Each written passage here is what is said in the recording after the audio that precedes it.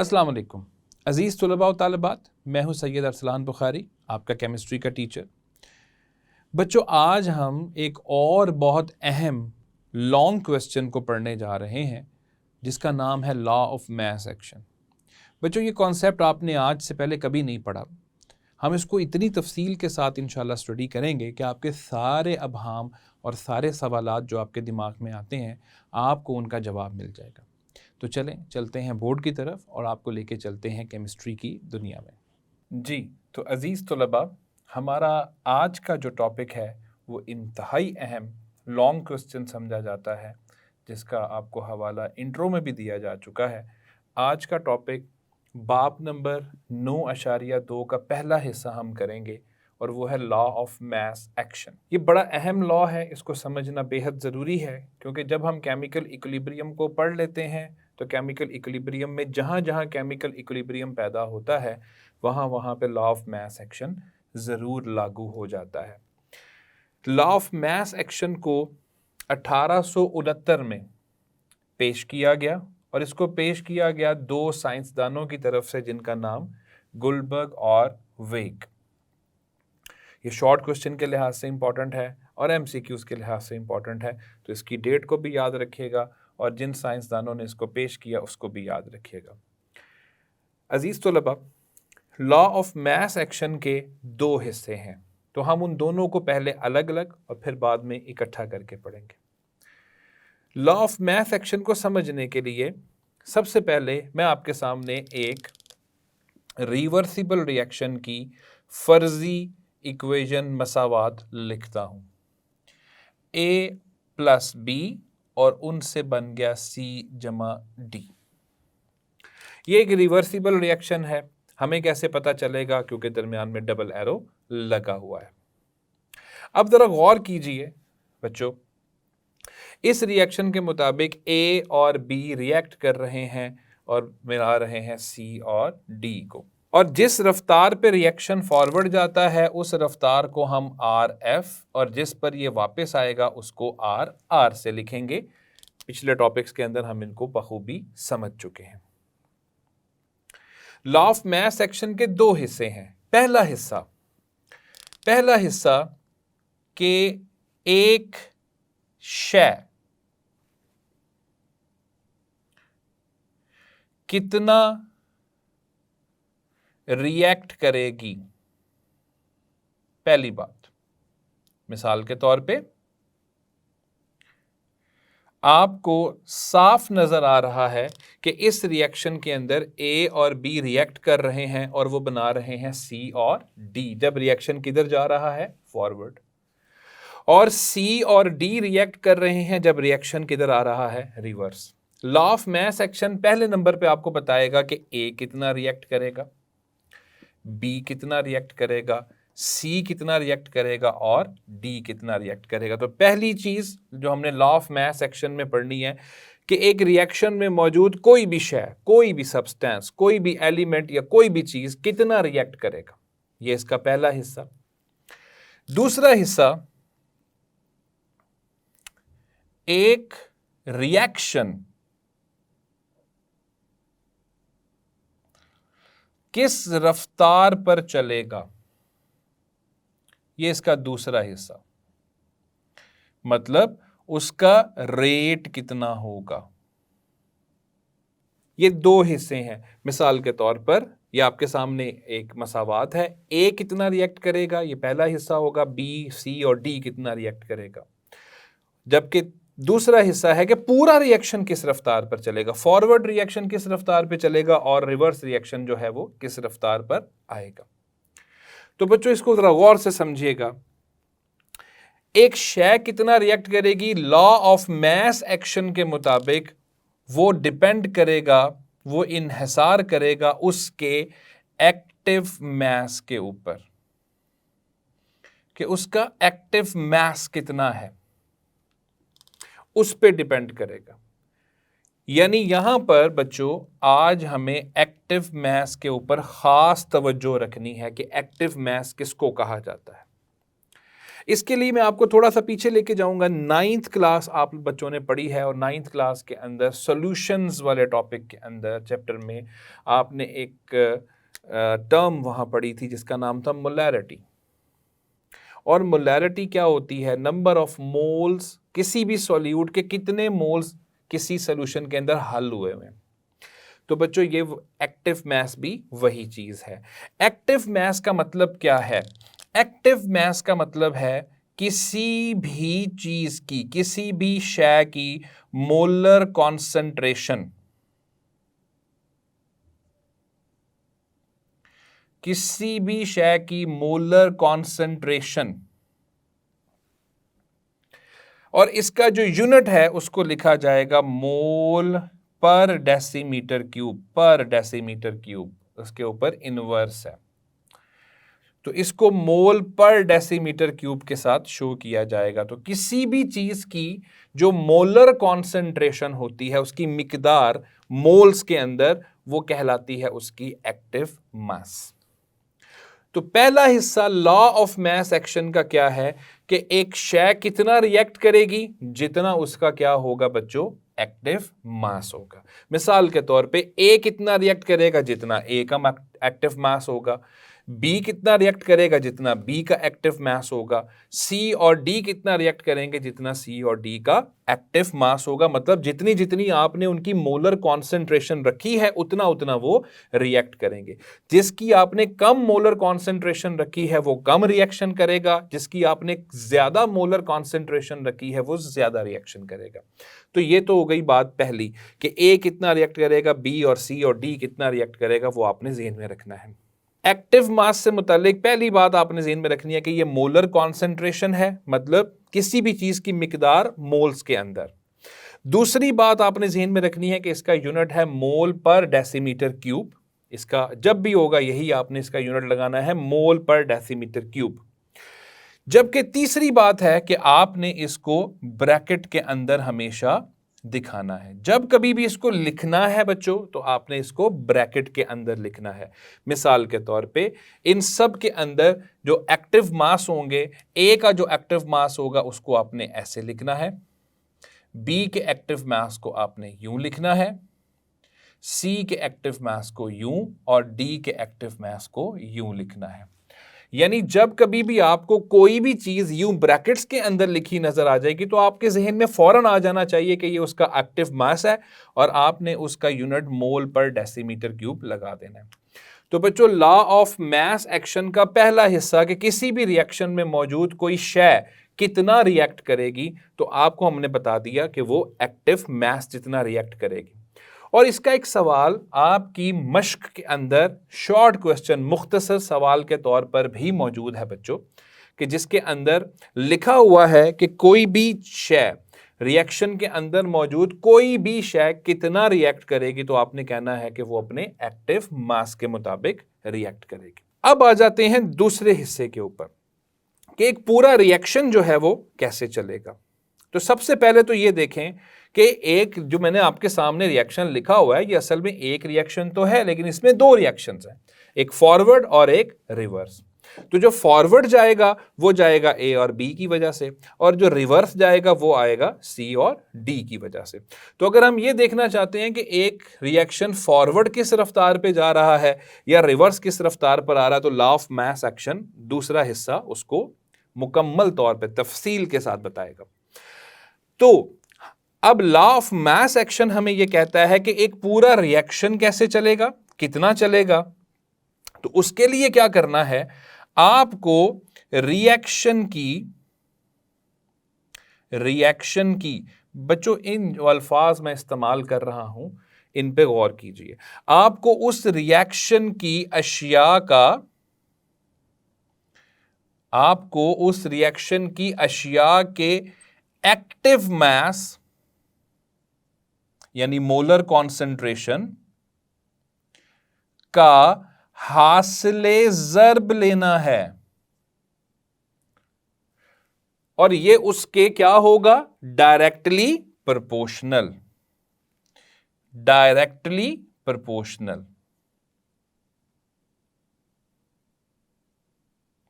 मतलब जितना ज्यादा एक्टिव मास होगा उतना ही ज्यादा रिएक्शन होगा। तो ये उसके डायरेक्टली प्रोपोर्शनल होगा।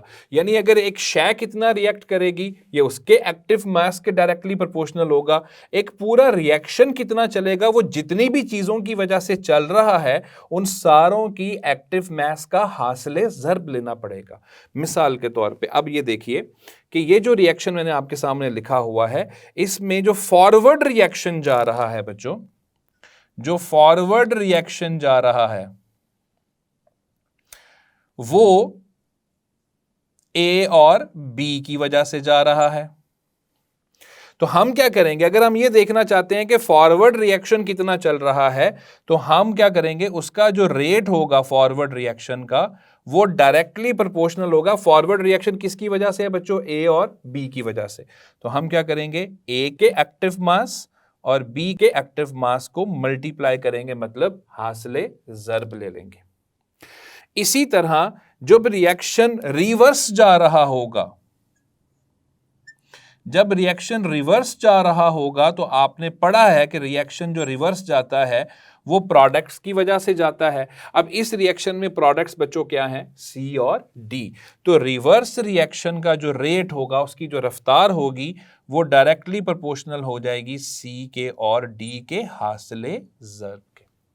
अब हम इन दो हिस्सों को आपस में मिला देंगे तो मैं उम्मीद करता हूं कि आपको लॉ ऑफ मास एक्शन की समझ लग जाएगी। मिसाल के तौर पे अब आप लॉ ऑफ मास एक्शन को कैसे लिखोगे बच्चों, आप लिखोगे कि इस लॉ के मुताबिक कोई भी शय कितना रिएक्ट करेगी, किसी भी शय का जो रेट होगा वो डायरेक्टली प्रोपोर्शनल होगा उसके एक्टिव मास के, और पूरे रिएक्शन का जो रेट होगा वो डायरेक्टली प्रोपोर्शनल होगा तमाम अशिया के एक्टिव मास के हासिले ज़र्ब के। तो ये है लॉ ऑफ मास एक्शन की स्टेटमेंट। मैं उम्मीद करता हूं कि आपको इस स्टेटमेंट की समझ लग गई होगी। अब हम आगे मूव करते हैं। लॉ ऑफ मास एक्शन की एक पूरी डेरिवेशन है बच्चों, इसको हमें डिराइव करना पड़ेगा और उसकी डेरिवेशन देखने के लिए हमें फिर से इस रिएक्शन को यहाँ पे लिखना पड़ेगा। तो फर्ज कीजिए कि हमारे पास एक रिएक्शन है A प्लस बी और उससे बन गया C प्लस डी। ये एक रिवर्सिबल रिएक्शन है, जैसे कि आपको दरमियान में डबल एरो नजर आ रहा है। अब जितना रिएक्शन ये फॉरवर्ड जाएगा और फिर रिवर्स आएगा तो उनके भी हम नाम लिख देते हैं। लॉ ऑफ मास एक्शन के मुताबिक बच्चों ये फॉरवर्ड कितना जाएगा, ये फॉरवर्ड उतना ही जाएगा जितना ए और बी के एक्टिव मास का हासिले ज़र्ब होगा, और यहां पे डायरेक्टली प्रोपोर्शनल का साइन। और ये रिवर्स कितना आएगा, ये रिवर्स आएगा उतना जितना हासिले ज़र्ब होगा सी और डी का एक्टिव मास का। तो ये हमारे पास अभी तक की इंफॉर्मेशन आ चुकी है। अब बच्चों ये जो साइन आप देख रहे हो, ये साइन है डायरेक्टली प्रोपोर्शनल का। और आप लोगों ने फिजिक्स में भी पढ़ा है और इससे पहले केमिस्ट्री में भी पढ़ा है कि जहां प्रोपोर्शनल का साइन लगा होता है उस साइन को खत्म करने के लिए फिर हम कांस्टेंट लगाते हैं। तो बच्चों मैं इसको यूं लिखूंगा, R F is equal to, अब इक्वल आ गया क्योंकि प्रोपोर्शनल का साइन खत्म हो रहा है, तो जो कांस्टेंट हम लगाएंगे वो होगा के एफ। के एफ का क्या मतलब है, के एफ का मतलब है फॉरवर्ड रिएक्शन का constant multiply by A and B, हासिले ज़र्ब ले लिया। और आर की दफा जब हम प्रोपोर्शनल का साइन खत्म करेंगे तो ये आएगा के आर और हासिले ज़र्ब होगा सी और डी का। तो सिर्फ हमने कुछ नहीं किया, हमने सिर्फ प्रोपोर्शनल का साइन खत्म करके कांस्टेंट लगा दिया।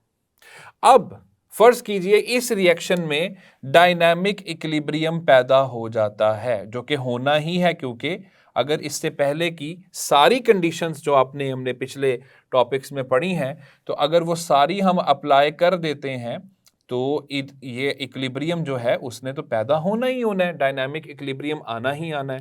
तो बच्चों डायनामिक इक्विलिब्रियम पर क्या होता है, सबसे बड़ी शर्त क्या होती है कि रेट जो फॉरवर्ड रिएक्शन का है वो बराबर हो जाता है रिवर्स रिएक्शन के रेट के। तो हम क्या करेंगे, आर एफ की ये जो इतनी वैल्यू लिखी हुई है उसको यहाँ पे और आर आर की वैल्यू को यहाँ पे लिखेंगे।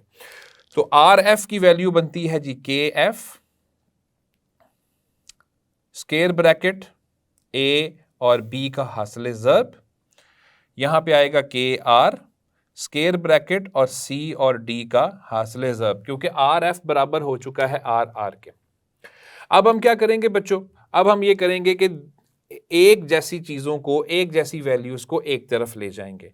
तो ये हमारे पास बन जाएगा के एफ डिवाइडेड बाय के आर बराबर है हासिल ज़र्ब सी और डी का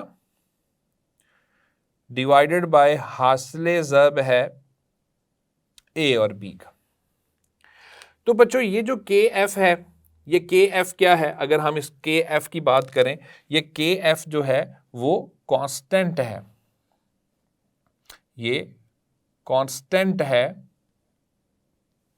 किसका, फॉरवर्ड रिएक्शन का।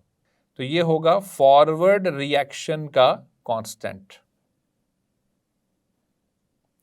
और आर, ये जो आर आर के आर लिखा हुआ है ये होगा रिवर्स का। तो बच्चों के एफ भी कांस्टेंट है, के आर भी कांस्टेंट है। जब दो कांस्टेंट्स की रेशो आ जाए, जैसे ये आपको नजर आ रहा है, तो वो भी एक ही कांस्टेंट कहलाता है और हम एक ही कांस्टेंट इसकी जगह पे लगाएंगे के सी। तो के एफ और के आर को डिवाइड करके जो हमारे पास जवाब आएगा वो आएगा के सी का, और के सी जो है वो बराबर किसके आ जाएगा बच्चों, हासिल ज़र्ब है सी का और डी का, तकसीम करेंगे उसको, हासिल ज़र्ब है ए का और बी का। तो बच्चों ये आपके पास एक नया कांस्टेंट आ चुका है और इस कांस्टेंट का नाम है, पहले हम इसको ज़रा हाईलाइट कर लेते हैं ताकि हम इसमें से मज़ीद मालूमात निकाल सकें। ये जो आपके पास के सी आ चुका है बच्चों, ये के सी जो आ गया है, इस के सी का नाम है इक्विलिब्रियम कांस्टेंट। इसका नाम है इक्विलिब्रियम कांस्टेंट।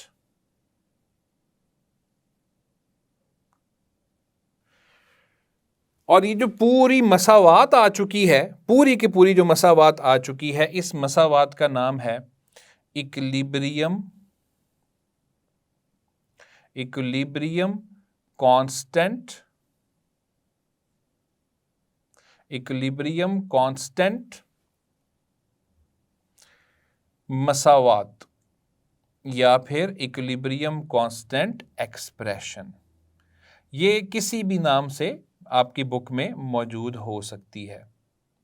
तो इसको एक्सप्रेशन भी कहा जाता है और मसावात भी कहा जाता है। तो जो नई चीज बच्चों आज हमने पढ़ी है वो है इक्विलिब्रियम कांस्टेंट, और उसको निकालने का पूरा के पूरा तरीका आप देखें, और ये है लॉ ऑफ मास एक्शन की पूरी स्टेटमेंट, और स्टेटमेंट के साथ साथ पूरी की पूरी डेरिवेशन। तो ये जो के सी निकला है, ये के सी बड़ा अहम है, क्योंकि इसके बाद हमने जितने भी रिएक्शंस पढ़ने हैं बच्चों, उसके अंदर हमने के सी को लाजमन पढ़ना है। और एक बात जो मैं आपको बताता हूं वो ये है कि के सी को आपने याद किस तरह रखना है बच्चों। के सी को आपने याद इस तरह रखना है कि इसमें आपने जो प्रोडक्ट्स हैं उनको ऊपर रखना है। ये देखें, इस रिएक्शन के प्रोडक्ट्स सी और डी थे, तो इनको ऊपर रखना है, और जो रिएक्टेंट्स हैं आपने उनको नीचे रखना है। तो आप किसी भी इक्वेशन की, किसी भी मसावात की और किसी भी रिएक्शन की के सी बड़े आसानी से निकाल सकते हैं। तो ये बच्चों आज का हमारा एक छोटा सा टॉपिक था जिसके अंदर हमने लॉ ऑफ मास एक्शन को मुकम्मल तौर पे स्टडी किया है। आप इसकी स्टेटमेंट ज़रूर जहन में रखिएगा। लास्ट टॉपिक में मैंने आपको बताया था कि मैक्रोस्कोपिक प्रॉपर्टीज़ डायनामिक इक्विलिब्रियम की लॉन्ग क्वेश्चन के तौर पे आता है, और इस चैप्टर में से लॉ ऑफ मास एक्शन भी कई दफ़ा लॉन्ग क्वेश्चन आ चुका हुआ है। तो मैं उम्मीद करता हूँ कि हमारे बच्चों को आज का ये छोटा सा टॉपिक लाजमन समझ लग चुका होगा। लेकिन ये टॉपिक यहाँ ख़त्म नहीं होता, इसलिए मैंने इसके दो हिस्से बनाए हैं। तो आज हमने पहला हिस्सा अभी पढ़ा है, और नेक्स्ट लेक्चर के अंदर इंशाल्लाह हम इसका दूसरा हिस्सा स्टडी करेंगे। तो पहला हिस्सा समझने के बाद दूसरा हिस्सा समझना आपके लिए बहुत आसान हो जाएगा। जी, तो अज़ीज़ तलबा व तालिबात, ये था हमारा आज का टॉपिक जिसका नाम था लॉ ऑफ मैथ एक्शन। मैं उम्मीद करता हूँ कि सब बच्चों को ये अच्छे अंदाज में समझ आ चुका होगा। इंशाअल्लाह अगले लेक्चर में आपसे मुलाकात होगी। तब तक अपना ख्याल रखें। अल्लाह हाफिज़।